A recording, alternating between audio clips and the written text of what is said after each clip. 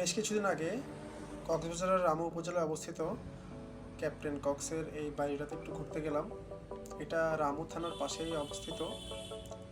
তো এই বাসাটা বাসা বলতে এটা একটা বাংলো বাড়ি।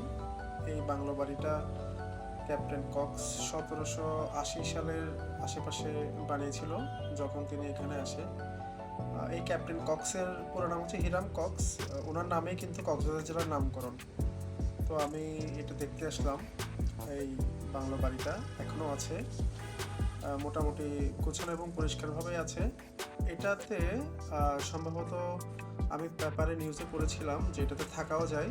যারা সরকারি কর্মকর্তা আছে তাদের জন্য সম্ভবত 200 টাকা করে প্রতিদিন, আর নর্মালি সম্ভবত 400 টাকা ছিল যারা বেড়াতে আসতো।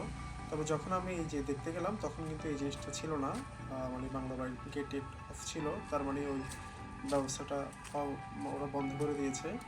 আশেপাশে প্রচুর জায়গা ছিল। এই যে ক্যাপ্টেন কক্সের বাড়ি, একা একা ঘুরতে আসলাম। এটা হচ্ছে পিছনের সাইড। পিছনে কর্নার একটা বাসা আছে, সম্ভবত এই বাসাটা দেখাশোনার দায়িত্বে যিনি আছে। সুন্দর, এটা এড়িয়ে দেওয়া থাকে এখানে কর্নার একটা ছোট একটা বাসা করে। এটা হচ্ছে পিছন সাইডে। আমার কাছে খুবই ভালো লাগতেছিল, আর মানে মনে হচ্ছিল যে একটা লোক, ব্রিটিশ একটা লোক এখানে ছিল অনেক আগে। তবে বাহিরে থেকে একটা স্পষ্ট কোনো ছবি থাকলে ভালো হতো।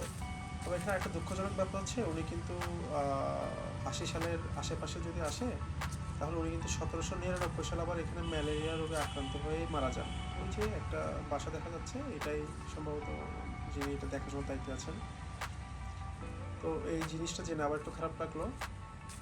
তবে এই বাংলা বাড়িটা কিন্তু সুন্দরভাবে সংরক্ষণ করাই উচিত। এটা বাংলাদেশের জন্য খুবই গুরুত্বপূর্ণ একটা স্থাপনা, যেহেতু এটার নামকরণেই কিন্তু কক্সবাজার জেলা হয়।